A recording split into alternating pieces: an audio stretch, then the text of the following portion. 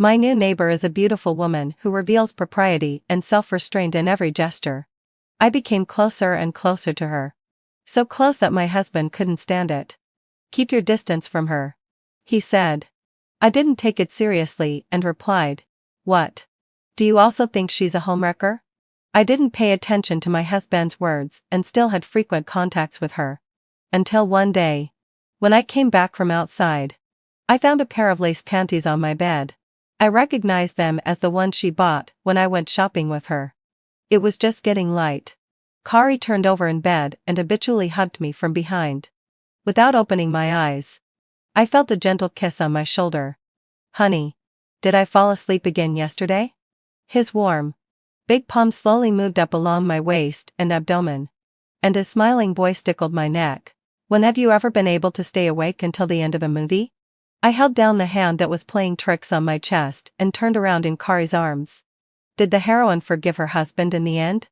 Well, sort of. How could she forgive him? He clearly had an affair. Kari gently hugged me, and his deep eyes were full of tenderness. "Silly girl. Why are you so indignant? It's just a movie." I put my hands around his neck. "What about us?" "Us?" Kari was stunned for a couple of seconds as if he had heard a joke. He bent his finger and gently scraped the tip of my nose. "I should reflect on where I haven't done well enough that my wife would have such doubts." I watched him roll out of bed. His upper body was muscular, with broad shoulders, a narrow waist, and his sexy abdominal muscles disappearing into his loose pajama pants. Every inch of his body was the result of years of persistent exercise. Kari's self-discipline was reflected in every aspect of life, including emotions. I had been married to him for 7 years, and he was an impeccable husband. More importantly, all his tenderness was reserved for me alone. Everyone said that I must have saved the Milky Way in my previous life to meet a man like Kari. I didn't think there was anything wrong with that statement, and I never doubted it until a week ago. I saw a message pop up on his phone. "After acting with her for all these years. Don't tell me you're serious?" "Then what am I?" I was trying to accept the fact that Kari had been unfaithful to me emotionally. I was trying hard because I couldn't find any signs of his infidelity. I married him right after graduating from university and accompanied him in starting his business. I watched him grow from nothing to become President Kari with a successful career. Both of our social circles were extremely transparent. Moreover, Kari was too upright. As the company gradually got on the right track, at those glamorous business entertainment parties where other men were flirting with different women, Kari would call me, "Honey, come and save me." The only woman by his side had always been me. I got out of bed. Out of the corner of my eye, I saw Kari's phone lying quietly on the bedside table. Look, he had never been on guard against me. He just left his phone around casually, and I could check it whenever I wanted because the password was my birthday. Once upon a time, I was disdainful of checking someone's phone. But when something like this happened to me, everyone would unavoidably become a Sherlock Holmes. Kari had wife pinned at the top of his WeChat contacts, and the content was his report to me the night before last. "Judith, I have an entertainment event tonight. Go to bed first and don't wait for me." I scrolled down bit by bit, trying to find some clues, but found nothing. Then I thought of that text message. I thought to myself that it should have been deleted. My fingers subconsciously clicked on it. I paused. That text message was still there. And then I saw Kari's reply. Wrong message. Kari was tying his tie in front of the mirror. I took the tie from his hand and tied the blue-green tie meticulously. "Do you still have entertainment events tonight?" Kari slightly tilted his neck. "The new product has just been launched on the market, and there are too many things that require my personal attention." He seemed to realize something. "Are you bored at home? Why don't you come to work with me? You can just sit quietly and keep me company." I straightened the Windsor knot around his neck and chuckled. Kari glared at me. "What are you laughing at?" I blinked at him like an innocent little girl. "I'm laughing at President Kari having two different faces. You're so majestic in public, but so clingy in private. You even want your wife to accompany you to work." Kari bent down, and his high-bridged nose rubbed against the tip of my nose. "I don't care what others think. I just want to be able to see you whenever I look up." I smiled and dodged. I'll wait for you at home. Come back early after your entertainment. Kari chuckled. Mrs. Kari, will you see me off? As soon as my husband and I walked out of the door, we met our new neighbor who had just come back from running outside. Her tight sportswear outlined her excellent figure even more attractively. As soon as the elevator door closed, I pushed Kari. Husband, would you like a woman like her? Kari frowned. Stop asking such silly questions. I saw Kari off downstairs. On my way back, I ran into Aunt Fang upstairs. Aunt Fang had just retired and was usually keen on gossip. She wouldn't let anyone go once she caught them. Mrs. Kari, you should keep an eye on your husband. He's such a talented and handsome man. Don't let some seductive woman set her sights on him. Aunt Fang, you're joking. In broad daylight. Where would there be any seductive women? Besides, Kari wouldn't do that. Aunt Fang came closer. Let me tell you. The new neighbor next door to you is no easy character. Who would go out wearing just underwear during the day? I put my hand on my forehead. Aunt Fang. That's a sports bra. Coincidentally, hadn't fulfilled my answer. The elevator door opened. And I shook my head with a smile and walked out. Before I could stop smiling, I happened to meet a pair of clear and bright eyes. The person that Aunt Fang and I were talking about was standing at my door holding a cardboard box. Hello, Miss Judith. I'm Bailey. I'm new here. I baked some cookies and brought them for you to try. I invited Bailey in and asked her to make herself at home. She sat upright in a corner of the sofa and asked me, looking at the photos on the wall, Miss Judith, were you a ballet dancer? I put the water on the coffee table in front of her. It was a long time ago. Bailey smiled gently. What a coincidence. I was too. I became interested and looked at the woman in front of me again. She had a long swan-like neck, a beautiful face, and an elegant temperament all over her. Seriously, having fulfilled my answer, I even felt that she looked somehow familiar in a way that was hard to describe.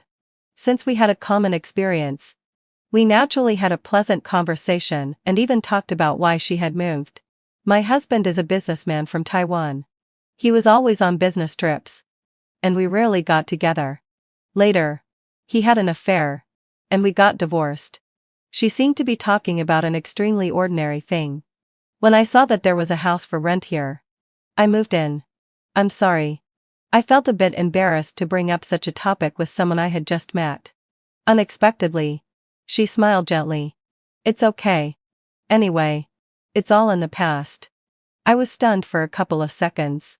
She slightly curved her red lips. Just kidding. In the evening, I was standing on the balcony enjoying the breeze when I heard approaching footsteps. Soon, let out a low sigh. My shoulders were wrapped in a coat. Didn't I tell you not to wait for me? And the autumn wind is chilly. Don't you know to put on some clothes? I leaned against his broad chest. I'm not cold. Kari hugged me from behind, held my slightly cold fingers, and his voice became deeper. Still saying you're not cold? I tightened the coat around me and turned to look at Kari. I have a coat and my husband's hug. What's there to be afraid of? Kari's voice softened instantly. You know I can't do anything about you. All along, Kari had been my support. Over the years, I had been the sole recipient of all his doting love. I knew that as long as he was around, he wouldn't let me go hungry or cold. I turned around in Kari's arms and stared into his eyes. Husband, was work smooth today? Well, it was a busy day, and I'm a bit tired.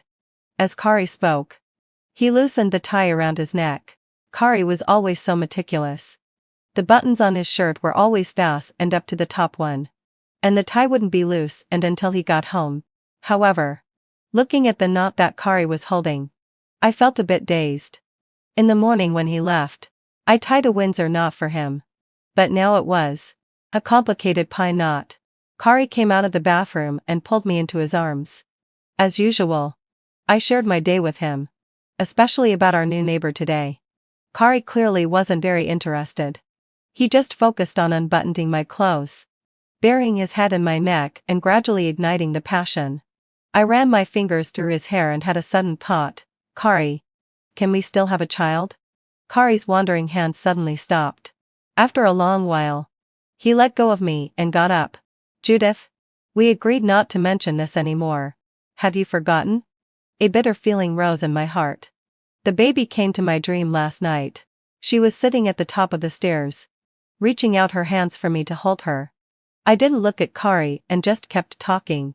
If she had been born smoothly, she should be able to walk by now. Right? Enough.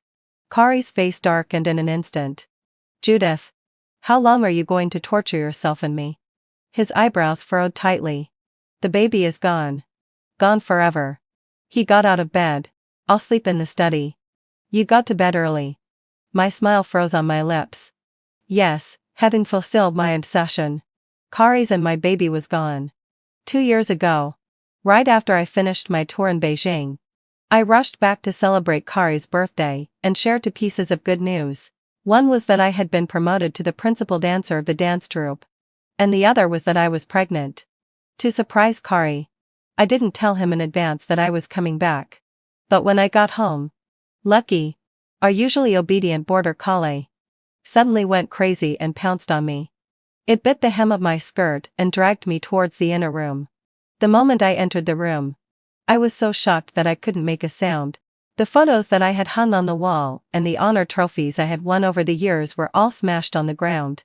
I bent down to pick them up, but unexpectedly, the storage room that had been closed all along suddenly opened. And there happened to be slippery body wash on the floor. I slipped and rolled down the stairs. My baby was frozen at the stage before it was fully formed. And I was told by the doctor that the possibility of getting pregnant again was extremely slim. Moreover, my legs that had danced ballet could no longer stand on tiptoe. Overnight, I lost the things I cherished most, my baby, my proud dance career, and Lucky. Kari said that the reason for the mess at home was that Lucky had suddenly contracted rabies. During my hospitalization, Lucky was euthanized. I always thought it was my carelessness that failed to protect my child and Lucky, who had been with me for 7 years like a family member. As for the stage where I had sweated so much, I would never be able to step onto it again. My world seemed to have fallen into a swamp and was sinking bit by bit. It was Kari who pulled me out of it forcefully and told me that life had to move forward. He had never blamed me for this incident. Instead, he treated me even better. As if everything in the past had been wiped clean. Only I knew that it was just as if. Kari was still the gentlemanly, refined, and loving husband who took good care of his family in everyone's eyes. But between us, we could no longer calmly talk about having a child. Outsiders all say that I'm a lucky full-time housewife, sheltered by my husband and free from the harshness of society. Only I myself know that I'm just a parasite living under the name of Mrs. Kari and relying on him. Most of the time when I'm at home, it's actually quite boring. All I do is to figure out what new dishes to cook for Kari. Coincidentally, my new neighbor is not only beautiful but also dexterous. She offered to teach me how to make Western food. I readily agreed and learned it very seriously. I really admire Bailey. She seems to know my husband's tastes inside out. Every time she suggests a dish for me to make, it always suits my husband's appetite.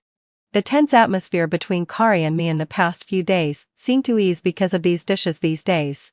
Kari specially asked someone to airlift naturally ripe and cherries from other places. I picked some and put them in a container. Then rang the doorbell of Bailey's house. The moment the door opened, I took a sharp breath and asked awkwardly, "Am I coming at a bad time today?" Bailey smiled.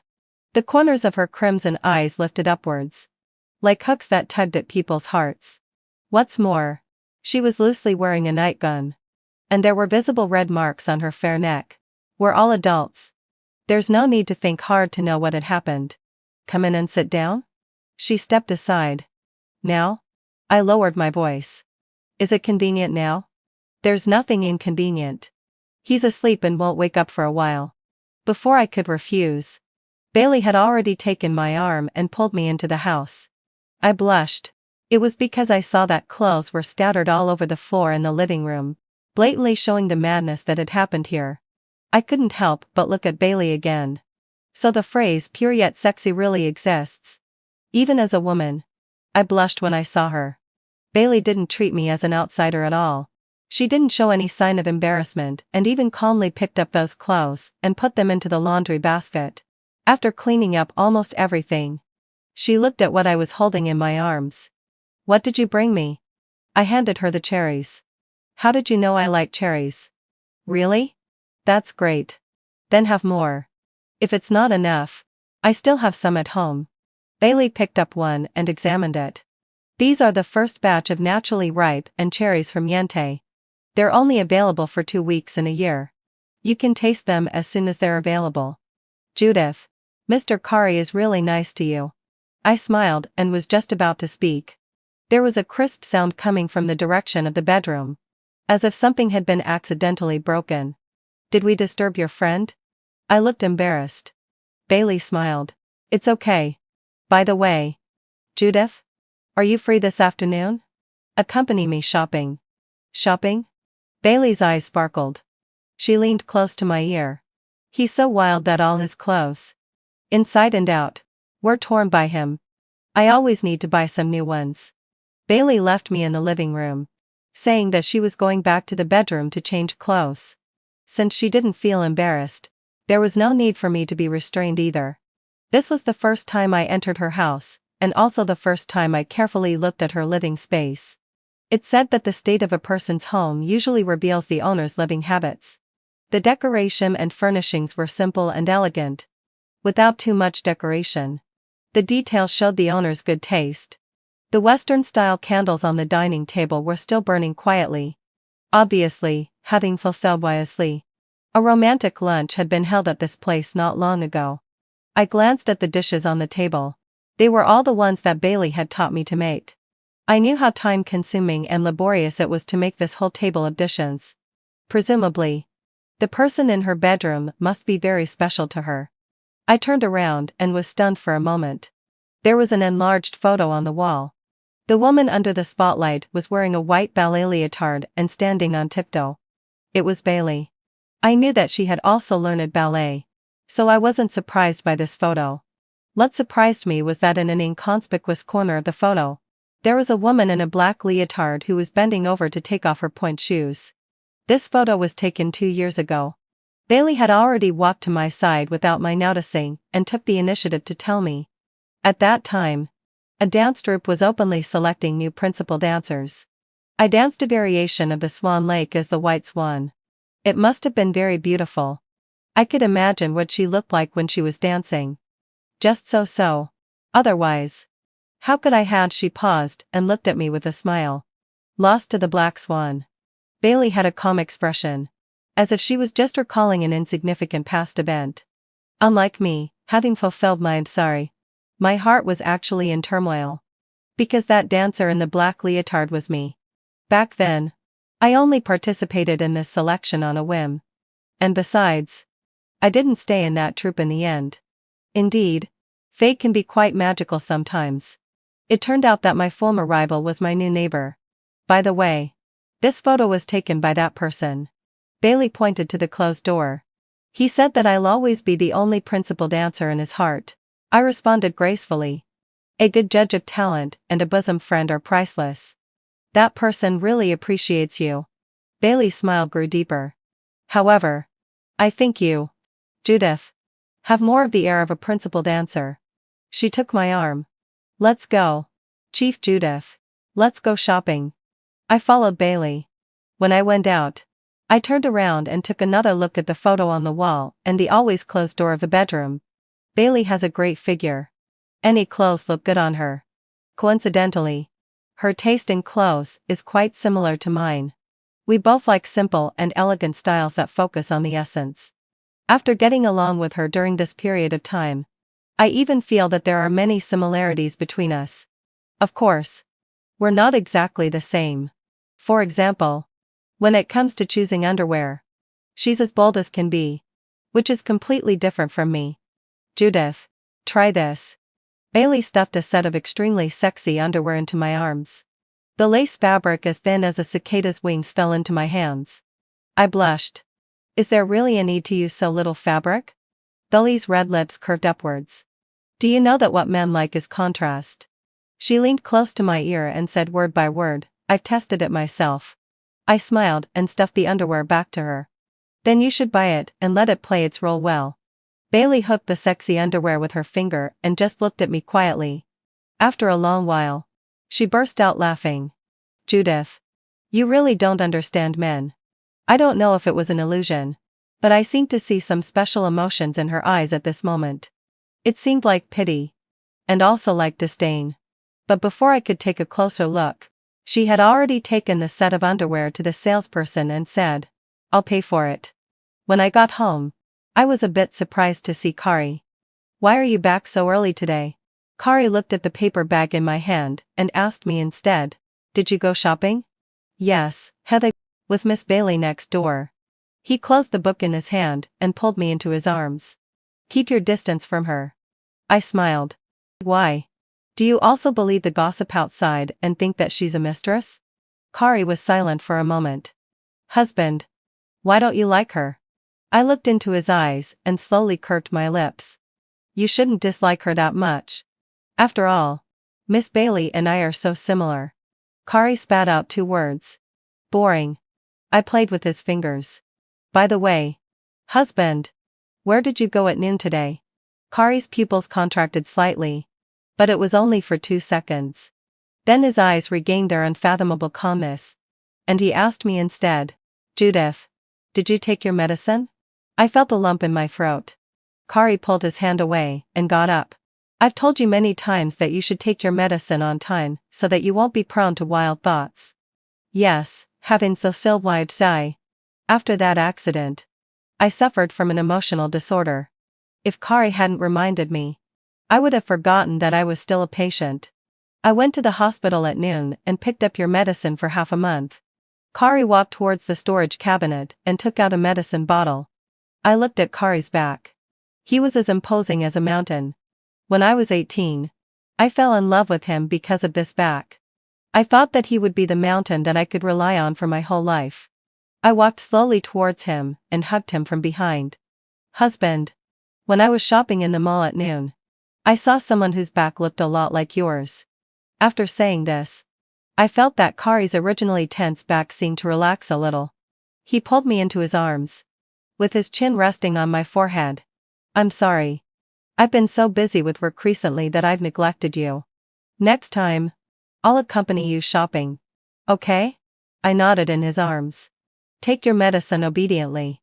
I still need to go to the company." "Okay."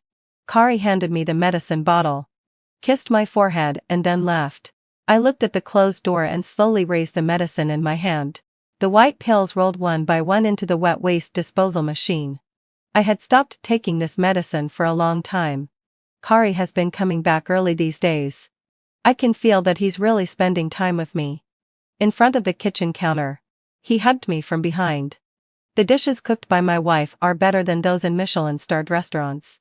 It's so nice to have a virtuous wife. When it comes to providing emotional value, Kari oft and does an excellent job." My wife and virtuous wife are phrases he often says. "Why did you cook so many dishes today?" He gently bit my earlobe and asked. I gently broke free from him. "Husband. I've invited guests." The moment Kari looked puzzled. The doorbell rang just in time. "Coming." I smiled at him and then went to open the door. Bailey came in and was a bit surprised. "Mr. Kari is at home?" Bailey has very beautiful eyes. When she looked straight at people, her eyes are full of charm.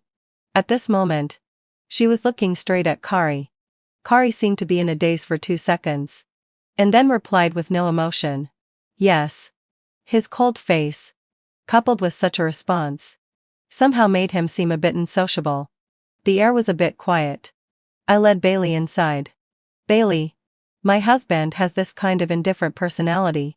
Please don't mind." Bailey's eyes sparkled, and her red lips curved slightly. "Of course not.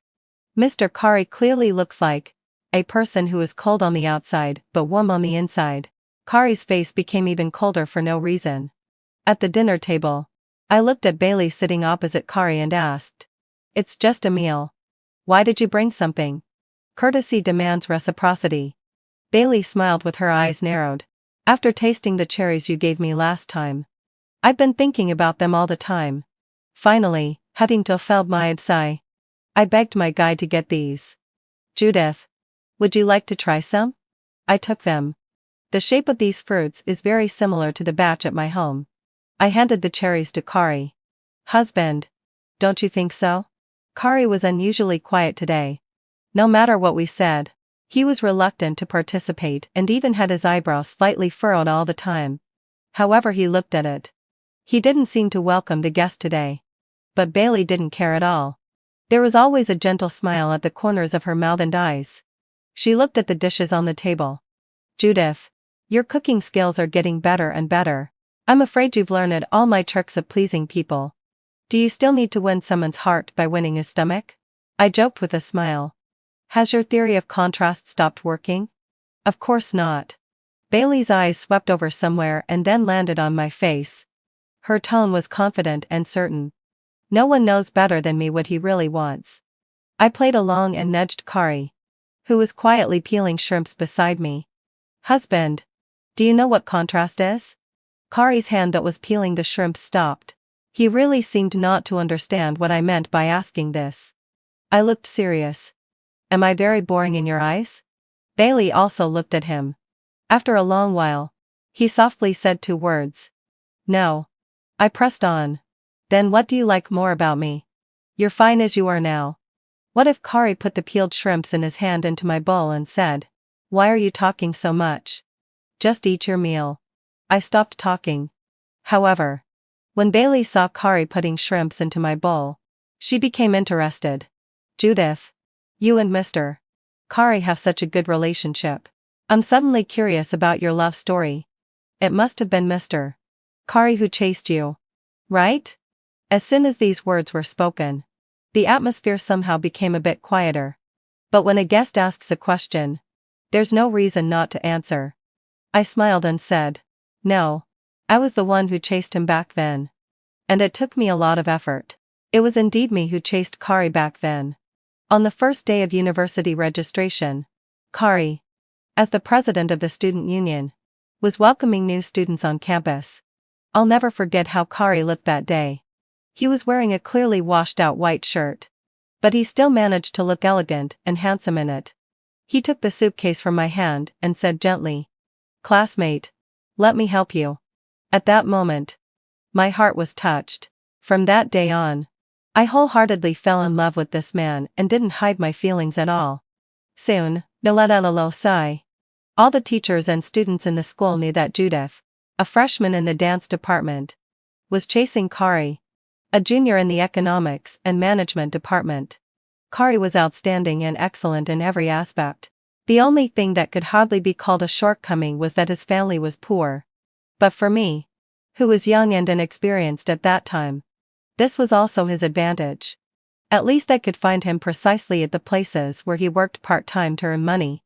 Then I tried to be nice to him in my own way, such as giving him the fried buns that I had craved for 2 hours to buy in the cold winter. However, Kari's heart was so hard to win over. I didn't succeed even when he graduated. Just when I was about to give up, he showed up in front of me. It was pouring rain that day. He, who had already graduated, appeared on campus soaking wet and asked me, Judith, do you still want me? Happiness came so suddenly that I was both overjoyed and a bit scared, thinking it was a dream. But reality told me it wasn't. Even in the year I graduated, he directly put a ring on my ring finger and said, Judith, let's get married. Although the size of that ring seemed a bit too big, at that moment, I still felt that I had the whole world. After marriage, Kari was an impeccable good husband. What touched me the most was that he accompanied me to as many of my performances as possible, including that dance troupe selection. He seemed to care more about it than I did, paying attention to every detail of the selection. That day, I won the first place for him when I saw him waiting off the stage. But he didn't seem happy, and I felt very guilty about it. I should have told him earlier that I actually had a better opportunity, instead of letting him accompany me for nothing. However, this matter soon passed, because Kari's company got on the right track. He was so smart that I never doubted that he would be more and more successful. But what followed was, he became busier and busier. So busy that he no longer had time to watch my performances. I pulled myself back from the short memories and found that Kari's face at the dinner table suddenly became as gloomy as iron. I looked at Bailey and tried to smooth things over. My husband is rather traditional and doesn't like to talk about things like our love history. Bailey stared straight at Kari. Not afraid of his icy face at all. Mr. Kari is so stingy, she said. These words somehow sounded like a girl's coquettish complaint. I'm full. I still have work to deal with. Kari suddenly put down his chopsticks. Got up and went into the study. I apologized to Bailey. But she didn't care at all and seemed to have a better appetite. This meal ended in a somewhat strange but still peaceful atmosphere. In the evening, I went to the study to find Kari. Kari was sitting behind the large desk. A document was spread out in front of him. His face was as cold and focused as usual. I knocked on the door. He looked up and then froze. Under his gaze, I walked towards him step by step. Then, I straddled him. Kari almost instinctively held my lower back. His palms were warm and strong. I held his face with both hands and kissed him gently bit by bit. His handsome eyebrows and eyes. His high-bridged nose. His thin lips. Kari's breathing became heavier and heavier. I could feel that his body was extremely tense. Judith. He called me. His voice was no longer as calm as usual, but hoarse with suppressed desire. I knew what he was longing for. But I stopped. I stared into his eyes and called his name. Kari. Kari looked at me with his eyes turning red. I leaned close to his ear. Breathed softly and asked, "Do you like me like this?" His rolling Adam's apple was his silent but powerful answer. I smiled and said, "I knew it." Sexy and bold lingerie and proactive flirting moves didn't originally exist in the dictionary of my relationship with Kari. Kari once told me that he didn't like women who were too proactive. He liked me when I was well behaved. So when it came to our intimate moments, I had always been the conservative and passive one. But today, I suddenly wanted to be a bit wild. Judith. Kari chased after my lips to kiss me. I dodged and pushed him back hard into the high-backed chair. I swept all the documents on the desk aside, sat on the desk, and put one foot on Kari's thigh wrapped in suit pants. For the first time, I looked down at him. Kari's eyes became darker. "Kari, do you love me?" He answered with a muffled groan. "Yes." At this moment, I smiled, and my eyes became a bit sore from smiling. "Kari, do you know what this is called?" I increased the pressure of my foot on him, looked at him with charming eyes, and said, "This is called contrast." I said word by word. Bailey taught me this. The fire of desire in Kari's eyes seemed to cool down in an instant. I pretended to be innocent and said, "Husband, do you want to do it in other places? Like the living room? The sofa? Or?" I knocked on the cold and large desk and said, "Here is okay too." The atmosphere seemed to freeze. I don't know how long passed. Kari got up, and his black eyes seemed to be filled with unfathomable undercurrents. "Judith? You really should go see a psychologist." I took Kari's advice. I not only went to see a psychologist but also stayed in the hospital's convalescence center. I liked it here very much. It was far away from the noise of the city. Most importantly, there was a border collie here named Cool. It was as obedient and clingy as Lucky. Most of my time every day was spent staying with it and basking in the sun in the small garden. Every time the nurse saw me, she would say it was strange. She said that Cool completely took after its owner's personality. Otherwise, it wouldn't have such a name. She wondered why it got along so well with me. I smiled and asked, "Who is its owner? Why does he leave Cool here without taking care of it?" The little nurse blushed and said, "It's Drive. Milo. He's been on a business trip recently to give public welfare health lectures. Cool is temporarily fostered here these days. But Drive. Milo will be back tomorrow." The little nurse said that Cool was just like its name. When I met Milo, I felt that he was just like his name too. I had never met such a taciturn person who was so sparing with words. "Thanks," he said. He hardly even looked at me directly. He took the leash from my hand, turned around and was about to leave. Cool scratched the ground with its front paws and barked at me non-stop. "Dr. Milo," I called him. "Can I go to see Cool?" As you like, he said. All right. Considering that this man looked upright and had agreed, I forgave his lack of enthusiasm. But the next day, I found that Milo had lied to me. He didn't bring Cool to the convalescence center at all. I went to find him. And he asked the nurse to tell me that if I wanted to see him, I should register at the outpatient hall. I waited until it was dark and saw Milo coming out of the outpatient building looking tired. Dr. Milo. I went up to him. Milo was obviously surprised to see me. Why are you still here? I'm here to see Cool. Don't tell me you've been waiting since this morning? I found an excuse for myself and said, I don't have anything else to do anyway. I also added in a flattering way. Besides, I couldn't get an appointment with you. Milo was clearly speechless. He was stunned for a while and then asked, Have you eaten? I shook my head honestly. At the hospital convenience store, Milo handed me a sweet potato and said, Why are you so persistent in wanting to see Cool? I was honest and said, It's very similar to my Lucky. Oh, Lucky was my family member who had been with me for many years. It was also a border collie. But it's gone now. Milo fell silent again. I thought for a moment and asked, Doctor, Milo, can I still see Cool today? It's too late today. I'll bring Cool to see you tomorrow. Really? My eyes lit up. He looked at me and nodded. His eyes fell on the sweet potato in my hand. Eat some. You haven't eaten for a long time. It's good for your stomach to have some dietary fiber. That night, I changed my opinion of Milo a little. And then, I realized that this man who seemed to keep people at a distance on the surface was actually quite warm-hearted, because he had brought Cool to accompany me for several consecutive days. Although he still didn't talk much. I was running on the lawn with Cool. And I seemed to be able to hear my own heartbeat. Thump. Thump.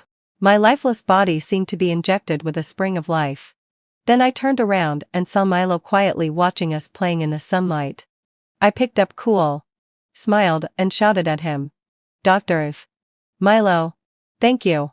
At this moment, my smile and my gratitude were from the bottom of my heart. But it only lasted for 2 seconds. My smile froze on my lips. I saw Kari, who had appeared behind Milo at some point. Our eyes met. And I caught the dark storm in Kari's eyes. He strode forward, pulled me into his arms as if there was no one else around, and said, You're such a grown-up, but you still act like a child. Look at the sweat on your head. I gently pushed him away and said, Husband. We're outside. Kari narrowed his eyes and then looked at Milo. Who is this? I stepped out of Kari's arms and said, Milo. Dr. Milo. Kari was about to reach out his hand. Milo suddenly squatted down and called to Cool, who was rolling on the ground. Cool. Let's go. Cool happily ran over. When passing by me, it didn't forget to rub against me affectionately a few times. Milo rubbed Cool's head and said, Look at you. So shameless. You're addicted to being a bootlicker. Then he picked up Cool and left without looking back. I watched his back as he completely ignored Kari and left. Somehow, I found it a bit funny. He was really a man who wore his likes and dislikes on his sleeve, disdained worldly affairs and was unrestrained. Judith. Kari called me. You seem to like it here very much. I withdrew my gaze and looked at Kari. The corners of his mouth were tightly pursed, and the lines of his face were tense. I knew that in this state, he was suppressing great anger. Since we're here, we might as well make the best of it. Besides, it was you, husband, who said I was sick. I'm doing it for your good, he said. I smiled lightly and said, I know. So here I am. After our eyes met for a while, Kari seemed to give in. His tone became gentle and coaxing. Judith? Let's go home. Okay? The car was driving quietly on the road. And I turned my head to look out of the window. The chilly autumn air was thick with melancholy. And leaves were falling one after another. It seemed that overnight, the world was once again left in a state of desolation. Suddenly, I remembered 2 years ago. It was also this kind of weather when Kari brought me back from the hospital. I didn't say a word. Didn't eat. Didn't drink. And didn't sleep. I didn't dare to sleep because as soon as I closed my eyes, I would see the blurry face of our baby babbling and Lucky barking nonstop. I even hurt myself. When I opened my eyes, I saw Kari's bloodshot eyes. His voice was hazy and filled with grief as he pleaded with me in a trembling voice. Judith. Please. Let's move on. Okay? Moving on in these 2 years. I've really been trying hard to move forward. Judith. Before I knew it, Kari had already brought me home. As soon as we entered the hallway, his kisses fell on me densely. Judith. I miss you. His breath and voice rustled into my ears, making them itchy. But all I wanted to do was to escape. Kari. There's someone here. I patted his shoulder. Kari stopped in astonishment, turned his head, and his eyes were full of shock. The person inside the house also seemed shocked. After being stunned for a long time, he or she finally spoke. Judith. Your door wasn't closed properly today. I thought you were at home. By the way, the bag we ordered has arrived. So I brought it in for you. I came out of the bathroom and saw Kari standing in front of the window smoking. I opened the window wider. Didn't you quit smoking? During the time when we lost our child, Kari smoked a lot, but he quit later. Kari. You know I don't like the smell of cigarettes. Sorry. Kari put out the cigarette and pulled me into his arms. Judith. Let's move. Move? Why? Work at the company is getting busier and busier now. And this place is a bit too far away. Besides, the house in the city center has been vacant for a long time. That house has been sold. Don't you remember? I looked at Kari. You said you had a friend who started a business with you and wanted to buy a house to get married. He didn't have much money at hand. So we sold that house to him at a price lower than the market price. That was the house in the north of the city. Not this one. Really? And I must have remembered it wrong. I paused for a moment. By the way, husband, where's the money from the house that was sold? Kari seemed to be in a daze for 2 seconds. Didn't I give you all the investment and business income at home? You should know better than I do where the money has gone. Did you use it to do some financial management? What Kari said left me with no way to refute. Another reason why everyone praised him was that he earned money, and then handed it over to me, allowing me to dispose of it as I liked. He said that was the sense of security he gave me. I admit that I was touched at that time. But not because of the so-called sense of security he mentioned. For me, a sense of security doesn't rely on money or Kari. I can only give it to myself. The touch was more because of trust. And I tried hard not to betray his trust. I was born into a financial family, and have been influenced by financial wisdom since childhood. Compared with Kari, who always prefers stability in everything, my investment vision is sometimes bolder and more unique. Over the years, just in terms of the income from my investment and financial management, it's actually no less than Kari's earnings. So I'm very sensitive to numbers and currencies. As for the money from the house sold in the north of the city, I'm sure I didn't receive it. But I still smiled at Kari. Maybe I really forgot. Kari let go of me. Go to sleep first. I'm going to take a shower. I watched him close the bathroom door and couldn't help laughing in my heart. Kari probably didn't even know that his eyelashes would tremble when he was nervous. And recently, the frequency of his eyelashes trembling was too high. I lifted the quilt and got into bed. And suddenly my body froze. A pair of black lace panties suddenly caught my eye. I stood there in a daze for a long time and then silently put them away. I recognized these panties. They were the ones that Bailey bought when we went shopping together. I made an appointment with Bailey for afternoon tea. She left something at my house. And of course I had to return it to her. When our eyes met, she looked completely calm. Even when I put those panties in front of her, she remained unmoved. It wasn't until I said, "Bailey, I really feel sorry for you." She was obviously stunned for a few seconds before curling her lips into a smile. "Judith, I should be the one saying this to you." I fiddled with the teacup in front of me and replied calmly, "Really? Then tell me about it.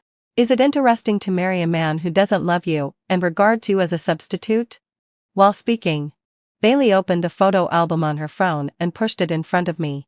In the photo, a young boy was carrying a beautiful girl on his back, smiling brightly like the sun. My eyes hurt a little. Kari. So he could smile like this too. Bailey told her story, from childhood to adulthood. I was the only one in his world. Whenever there was something delicious or fun, he would give it to me at the first time. Everyone said that we were a perfect match. If it weren't for this time, there was no trace of the usual gentleness and friendliness in her eyes. I saw undisguised hatred in them. I took over her words. Do you think the reason why you didn't end up together was because of me? I couldn't help laughing. Bailey, Kari was single in college. You never showed up in front of him. And he never mentioned you in front of anyone. As for marrying me, it was he who proposed it. I paused for a moment. I think you know better than I do why it turned out like this. Bailey's eyes flickered. After a long while, she replied, yes. The thing I regret most in my wife is marrying the wealthy businessman from Taiwan. But Judith, others may not know. But don't you know? To pursue a career in ballet, I needed financial support. I looked at her. Bailey, dancers show themselves through their dance postures. Besides, what matters in ballet is skill. Judith, it's easy to say if you were in my shoes. I realized that it was meaningless to talk to her about these things. And Bailey had taken off all her disguises. I know I'm sorry to Kari and I've paid the price for it. But Judith, Kari doesn't love you at all. She had a self-satisfied tone and a provocative smile. Do you know what we were doing under the table when you invited me to your house as a guest and I sat opposite Kari that day? Kari's suit pants are always neatly ironed and feel good on the feet. You usually iron them for him, right? Oh, by the way, during the days when you were away from home, she hooked that pair of lace panties with her index finger. Do you know what we did? I held the teacup in my hand and tried hard to suppress the nausea rising in my throat. I asked in return, do you think this is love? I stared into her eyes and repeated my initial words. So, Bailey, I feel sorry for you. If a man really loves you, the first and foremost thing is respect. He wouldn't have the heart to let you bear a bad reputation that can't be seen in the light and do immoral things that go against worldly ethics. And you, instead of seeing through this, are complacent and think that this is love. I smiled lightly. Don't you think it's ridiculous and sad? At this moment, Bailey clenched her hands tightly, and her hatred was clearly shown. I actually knew what she was thinking. I knew it from the moment she deliberately left her panties at my house. What she wanted was nothing more than for me to go crazy, preferably to have a fierce fight with Kari. Anyway, it wasn't for me to sit here calmly and say these things to her. Bailey's eyes turned red. Judith, what are you so proud of? Not long after Kari married you, he set up a home for me. He goes back to my place every week. You didn't know that, did you? I looked at her. Room 908. Kingshu Garden in the north of the city. Right? Bailey was stunned for a full half a minute. You've been following Kari? You knew it all along. I shook my head. It's not worth following. Since you're so eager to show up in front of me, why should I bother? Oh right. There's one thing that I took the initiative to do. I leaned forward slightly. The rental information for the house you're living in now was posted by me.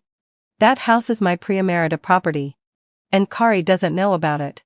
You've been pretending all along. Bailey suddenly realized in shock. What's your purpose? I looked at her quietly. After a long while, I smiled at her. Bailey, I should thank you for being so proactive and so honest with me. If one day I divorce Kari, you've helped me a lot. Whether it's in terms of taking the initiative or dividing the couple's joint property. I picked up the phone that was lying upside down on the table. Did you record it? Bailey was no longer as calm as she was at the beginning. She snatched my phone as if she were snatching something precious and smashed it heavily on the ground. I sighed with pity. Why take it out on the phone? Don't you know it can be automatically backed up to the cloud? Bailey's face was distorted and looked completely unattractive at this moment. The more emotion she showed, the more she revealed her cards. Bailey's being so desperate to take my place actually made me certain that she must have been somehow provoked by Kari. I left Bailey with one last sentence. People who are truly confident of winning won't be eager to show their presence. Bailey, when you encounter such things in the future, you can try to be a bit more calm. After meeting Bailey, I went to the rehabilitation center. To be precise, It was downstairs of Milo's dormitory. In the rainstorm. Milo was silent when he saw me. He was stunned for several seconds before coming to his senses. He held an umbrella over my head and wrapped his coat, which still carried his body temperature, around me. I want to see cool. My face was wet with water, and I couldn't tell whether it was rain or tears. But the smile on my lips was wide enough to show my friendliness. Milo let me in. Cool was originally lying lazily on the sofa. The moment it saw me, it rushed over directly. I squatted down and hugged it, burying my face in its furry forehead. I've always believed that animals can understand human nature. Just like at this moment. Cool seemed to be able to sense my emotions. It let me hold it and gently rubbed against me. Do you want to take a hot shower first? The voice that spoiled the atmosphere came from above my head. You're all wet. And Cool might catch a cold. When I came out of the bathroom, I suddenly realized how inappropriate it was for me to show up here at this time and in this state. Fortunately, having fulfilled me, Milo threw me a brand new set of sportswear. After putting it on, although it was ridiculously big, it wouldn't arouse any wild thoughts. I rolled up the sleeves and went out. Come and have something to eat. Milo was sitting on the sofa and nodded towards the dining table. Cool bit the hem of my baggy trousers and dragged me towards the table. There was a bowl of tomato and egg noodles still steaming. Thank you. I thanked Milo after finishing the noodles. Did he bully you? Milo's question caught me a bit off guard. After thinking about it, I simply changed the topic. Has drive Milo ever liked someone? Milo was obviously surprised by my sudden change of topic, but he still answered me. Yes. I was surprised at his honesty. And then? There's no then. You must be too cold and aloof, scaring people away. I stroked Cool's ears. Right. Cool. Cool barked 3 times in agreement. She had someone she liked and couldn't see me. She's married. Well, that ended the topic. Milo looked out of the window and said, the rain has eased off. Let's go. I'll take you home. Cool barked in protest. Then it turned around and somehow picked up a piece of A4 paper with its mouth and brought it to me. I was curious and reached out to take it. But Milo snatched it away. Are you coming or not? I don't really care. But you don't want to be the subject of gossip because of me. I suddenly came to my senses. Yes, having fulfilled my sigh. It was really inappropriate for a married woman to stay in an unmarried man's house at night. I followed him, but couldn't help adding, Dr. Milo, why did you suddenly blush? Milo grabbed the umbrella by the entrance and said, you're seeing things. Forget it. I didn't want to tell him that I had very good eyesight. For example, for the piece of paper that Cool had just brought over. Although I didn't see the face clearly, I saw that it was a portrait sketch of a person. The outline clearly showed that it was a woman.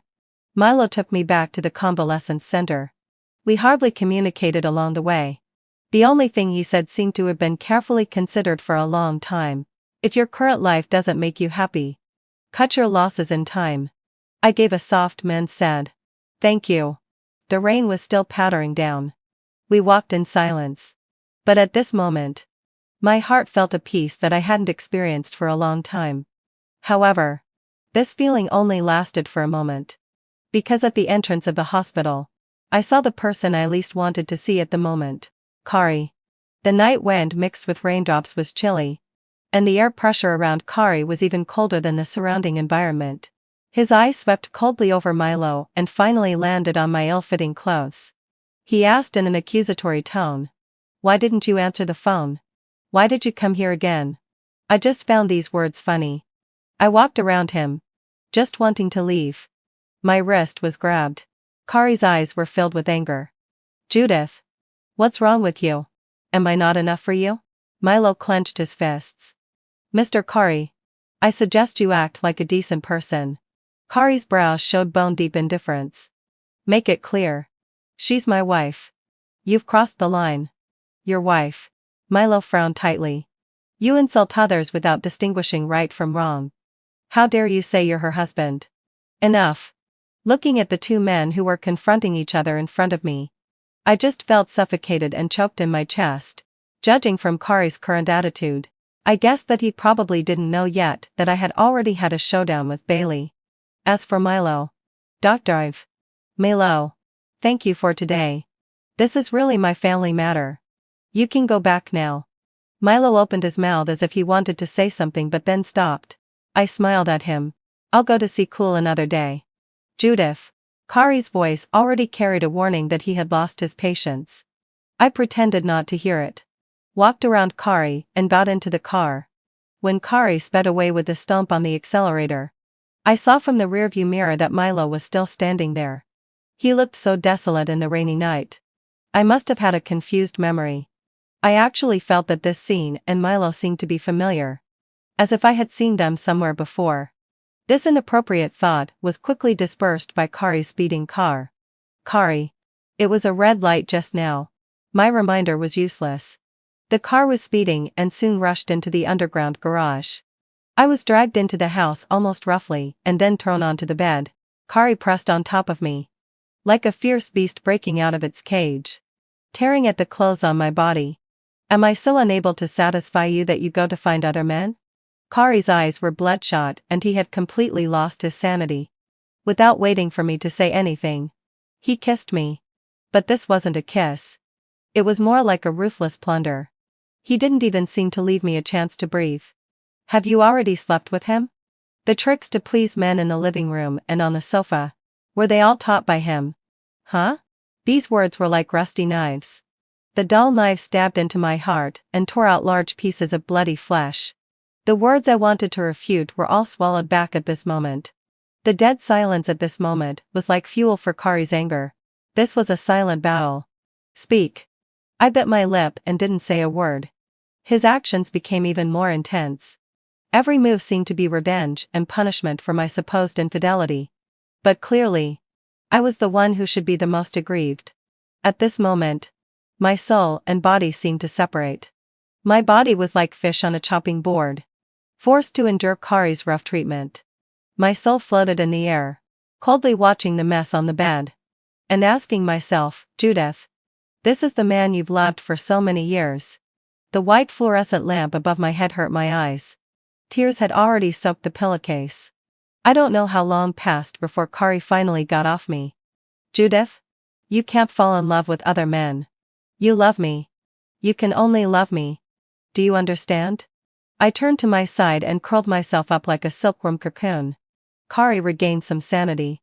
His lips touched the corner of my eye, showing pity. Judith. I'm sorry. He carefully hugged me from behind. I know I haven't accompanied you enough and have ignored your feelings. I promise you that I'll spend more time with you in the future. Okay? You want a child. Right? Let's work hard. We'll definitely have one again. I had my back to him. And neither of us could see the other's face clearly. Kari. I called him. Yes, having fulfilled my obsession. Judith. I'm here. He replied eagerly. Let's get divorced, I said softly. I uttered these words gently and felt his body behind me suddenly go stiff. What? What did you say?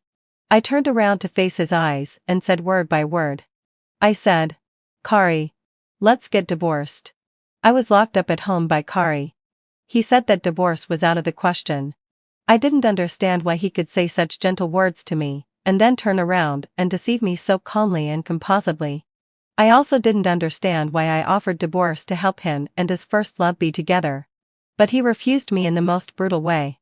Now I'm a full-time housewife who isn't even allowed to leave the house. Kari spent more and more time at home. He even took care of all the household chores, including cooking. In the kitchen, he took off his apron and then carried me to the dining table. Judith, open your mouth. He held a porcelain spoon and brought it to my mouth. I raised my hand. There was a crisp sound. The spoon and the food he had just cooked were all splashed out. Kari's hand still maintained the action of holding the spoon. He was stunned for several seconds before speaking. It's okay. Judith. You don't want to eat this. Right? I'll make it again for you. Kari bent down and cleaned up the mess on the floor with his bare hands. The sharp fragments had already cut his hands and made them bleed. He didn't seem to feel the pain at all. Kari had been in this state these days. Neither happy nor sad. neither angry nor annoyed. He was acting like a considerate and loving husband, trying to create an illusion of peace.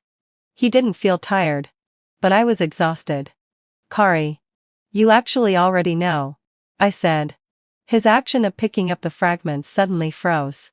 You clearly know that I've already found out about you and Bailey, I said in a low voice. But I knew he could hear me. You're so smart. I've hinted at it time and time again. You couldn't have failed to understand. You just didn't want to understand. Or rather, you're so confident. You're confident that even if I knew, I wouldn't expose it because now I'm so alone and desolate. And you're the only one in my world. My voice was calm, but tears couldn't help flowing down my cheeks. So, Kari, is this the reason why you feel so confident to hurt me? Having said this, I knew that Kari could no longer deceive himself.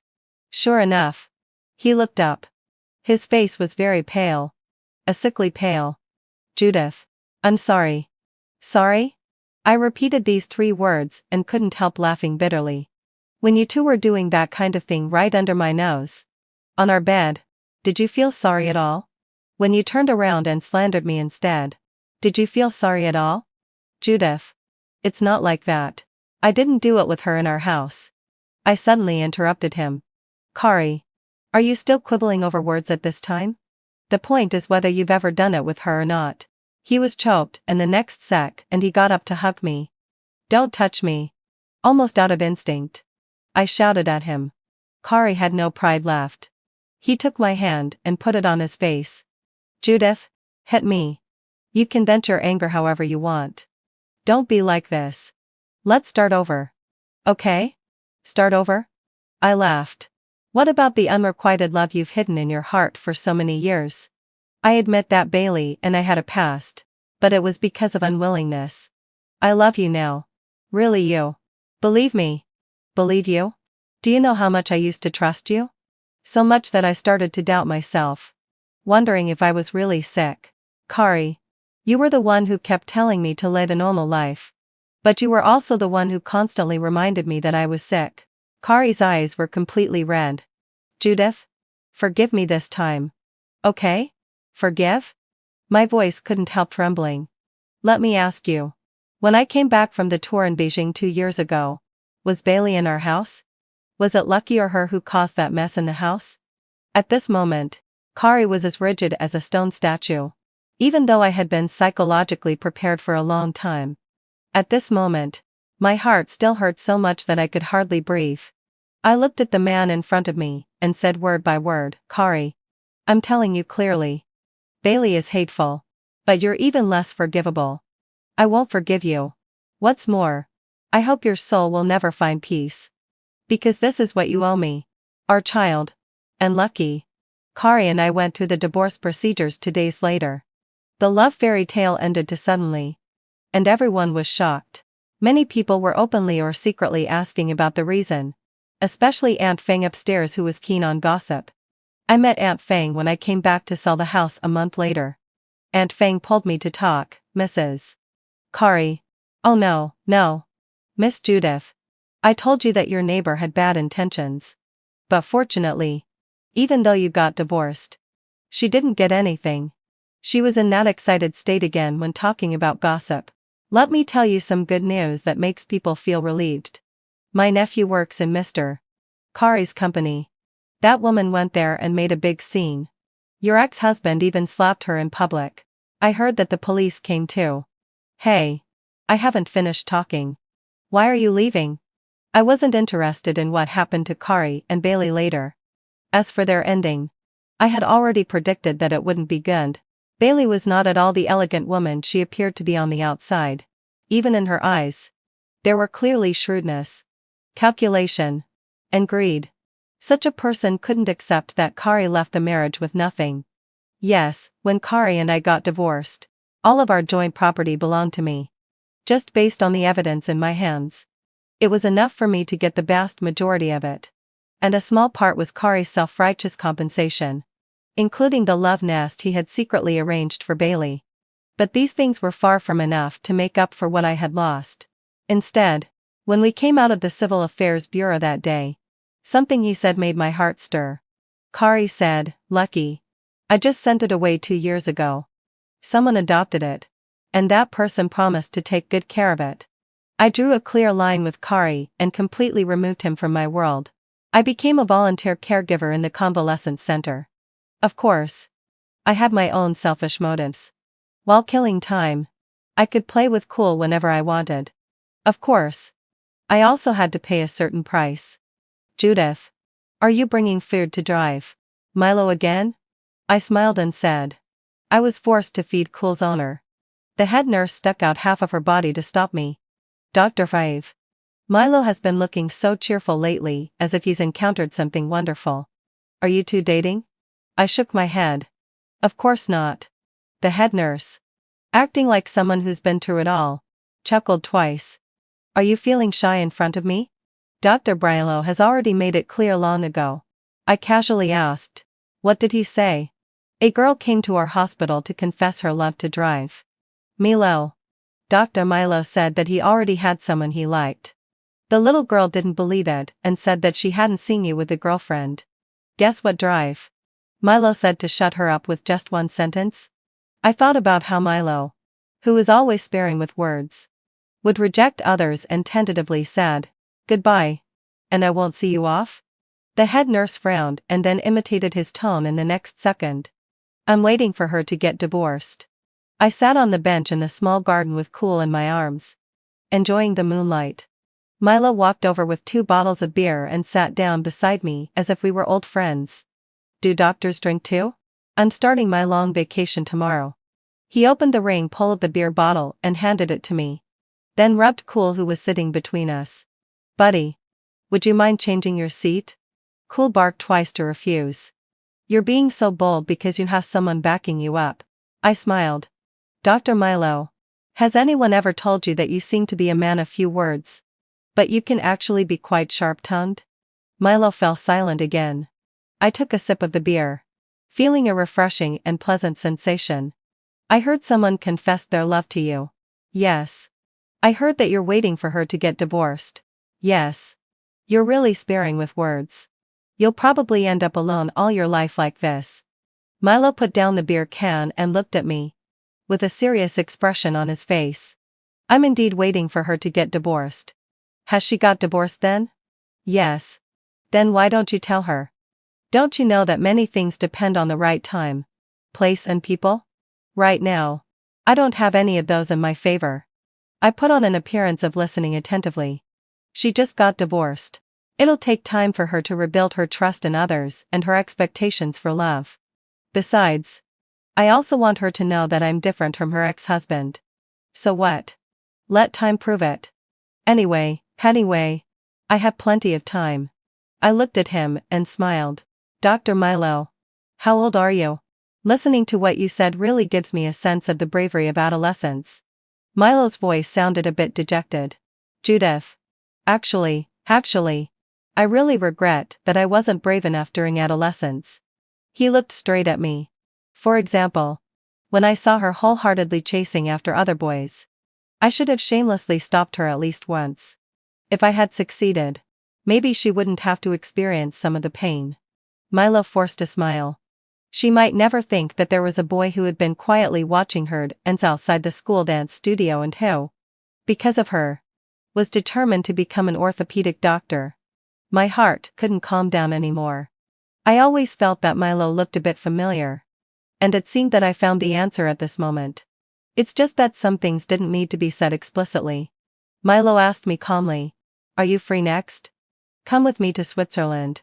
I looked at him, puzzled. My doctoral supervisor is a famous orthopedic expert.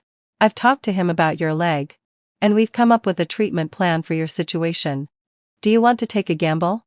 At this moment, I suddenly felt that fate was really quite intriguing. It made people who shouldn't have met meet each other, while those who should have met just passed by each other. And fate has a mysterious and unpredictable power of its own, guiding those who are deeply trapped in setbacks to break through the barriers of fate and regain new life and hope. The autumn wind was gradually rising. Suddenly, I felt that autumn didn't have to be all desolate. Just like sunlight would always penetrate through the cracks, Extra from Kari's perspective, the first time I met Judith was on campus. She was carrying a school bag and pushing a suitcase. And her ponytail was swaying gently behind her head. Her oval face was flushed from the sun. But that didn't prevent her from being so charming that just by standing there, she made everything around her seem dull in comparison. She seemed to be lost. So I took the initiative to go up to her and said, "Classmate, let me help you." I didn't expect that just with this one sentence, my life would change completely. When Judith handed me the love letter for the first time, I was flustered and astonished. I didn't expect that in this era when communication devices were so convenient, she would confess her love to me in the most traditional way. She said that she wanted me to see her sincerity. I was both flattered and scared. I didn't expect a girl like her would say that she liked me. But from the first moment I saw her, I knew that we were from different worlds. Judith got out of a luxury car. The price of that car usually appeared in magazines for the wealthy. As for me, I was a poor student who had to rely on student loans and part-time jobs to complete my studies smoothly. I grew up in a shanty town. My parents passed away early, and I was brought up by the kindness of many neighbors. The family next door, Bailey's father's family, was the nicest to me. Bailey's father. Well, he's Bailey's father. Bailey and I were childhood sweethearts. From childhood to adulthood, Bailey always followed me around. She said, "Kari, you can only marry me in the future." I took it seriously. So facing Judith, who was as dazzling as the sun, I never had any improper thoughts. Firstly, heading fulfilledly, I knew I wasn't worthy of her. Secondly, having fulfilled my obsession, I knew that one day, I would marry Bailey. I just didn't expect that Bailey, who had promised to marry me when my job got on track, would discard the engagement ring I gave her like it was something worthless. "Kari, heading fulfilled my obsession. Only you took those childhood jokes seriously. Also, having fulfilled my obsession. Have you paid off your student loans? Can you afford to support me in my ballet career?" At that moment, I even doubted my ears. Bailey's betrayal was like a thorn in my throat. It hurt not only my self-esteem but also my inner pride. I seemed to be eager to prove something. On a rainy night, I rushed to Judith like a madman and asked her, "Do you still want me?" Judith was flustered. But not because of the question I asked. Instead, when she saw me soaked through, she hurriedly held the small umbrella in her hand over my head. "Senior, come in a bit so you won't get wet."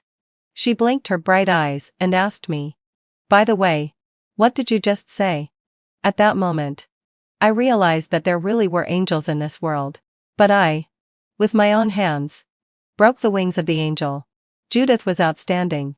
She was one of the few dancers who were selected into the municipal dance troupe right after graduation. I loved watching her stand on tiptoe in her white tutu skirt. With her long neck, she was as proud as a white swan. I was always grateful to have her. I just didn't expect that our peaceful life would be hit by a torpedo. Bailey was that torpedo. She came back with a big fuss and blocked me in the backstage of the theater. That day was Judith's principal dancer selection. This was her first time participating in the principal dancer selection, and I was even more excited than her. I had started preparing for it long ago. I just didn't expect to run into Bailey, whom I hadn't seen for a long time. That day, I didn't expect this. "Kari, you're quite something. You managed to win over a rich and beautiful girl. But you're a bit too shabby. You should at least change the ring on her hand." I admit that no matter how decent I might seem on the outside, deep down, Bailey and I were both vulgar. In the shanty town, we had done some sneaky and improper things, and tasted the forbidden fruit we shouldn't have. Her words were like hitting me back to my original state. After graduation, my business startup wasn't going smoothly. I wanted to give Judith the best, but my financial situation didn't allow it. I was so stupid that I used that ring to propose to her. Even later when I got her a more suitable and bigger ring, she would rather have the ring size adjusted than take it off. In front of Judith, I was actually inferior, full of guilt, and always cautious. Fortunately, having fulfilled way, Judith loved me wholeheartedly and always gave me encouragement, support, and silent companionship. When I saw Bailey again, I was extremely panicked, afraid that my marriage would be damaged because of her. I asked her, "What on earth do you want? I have nowhere to go. Get me a house." She said it casually and as if it was only natural. "What? Do I have to ask my dad to tell you for it to work?" A house wasn't impossible. But this woman was still not satisfied. "Take me to have a look at your current home again." Bailey looked at me with a smile. "What? Are you afraid? Don't be so stingy. It's not like only you have a wife. I have a husband too. Fear can make people lose their rationality." I took advantage of Judith's store in Beijing and let Bailey into our home. Then, hadn't fulfilled my obsession. My life fell into an irreversible hell from that day on. That crazy woman smashed up our home. And Judith happened to come back at that time. Our child was gone. And Judith could no longer dance ballet. I blamed myself so much that I wished I could cut myself with a knife. But I knew that I couldn't. I still had Judith. And she needed me now. I tried hard to make our life return to normal. But Bailey just wouldn't leave me alone. She actually moved to the next door of my house quietly 2 years later. On the surface, I was calm. But in fact, there were undercurrents surging in my heart. I went to see her and ran into her ex-husband. A pot-bellied Taiwanese businessman. What they were doing was obvious to anyone with eyes. I just felt that it was an eyesore to look at them even for a second. I thought that day wasn't suitable for talking to Bailey about things. So I went to the pharmacy halfway to get medicine for Judith. Recently, Judith seemed to be more sensitive than before. Once in the middle of the night, I found that she wasn't by my side. So I went to look for her in the room. The bathroom door was half closed. Through the crack of the door, I saw Judith squatting on the ground, with her head buried between her knees and her shoulders trembling slightly. She was crying. But soon, it seemed as if nothing had happened. She went back to the room and lay down quietly. I knew that our world had already fallen apart. I didn't know what to do to restore the peace of the past. Besides, Bailey was pressing on me step by step. I also didn't know what Bailey had said to Judith. I only knew that my life could never go back to what it was. Judith mentioned divorce to me. My world collapsed with a bang. But I didn't even have a chance to defend myself. It was true that Bailey showed up because of me. And those disgusting old things like flies did exist. The loss of our child. Lucky. And Judith's proud career was indeed all because of me. Up to now, I deserve all this. I really don't deserve to be forgiven. But I won't let the evildoers go unpunished either. After the divorce, Bailey still had the nerve to make a scene at my company. Actually, I've investigated. The reason why she played these tricks was nothing more than to force me to divorce, divide the property, and use it to fill the gambling debts of her ex-husband. Her ex-husband was abusive, and she didn't dare to disobey him. Once people have greedy thoughts, they will take risks. I directly submitted all the evidence of her and her ex-husband's unscrupulous acts for money over the years to the police, including the fact that she picked the lock of my house and entered without permission that day. The law will have its say on what awaits them. As for me, I looked at the bright moon hanging high outside and felt that my mind was becoming clearer. Without Judith, I couldn't fall asleep on my own. I opened the sleeping pills. The white pills were like tempting fruits, filling my palm. At this moment, I just wanted to have a long sleep. Because when I'm asleep, my dream won't end. In my dream, there's my angel. Judith. The end.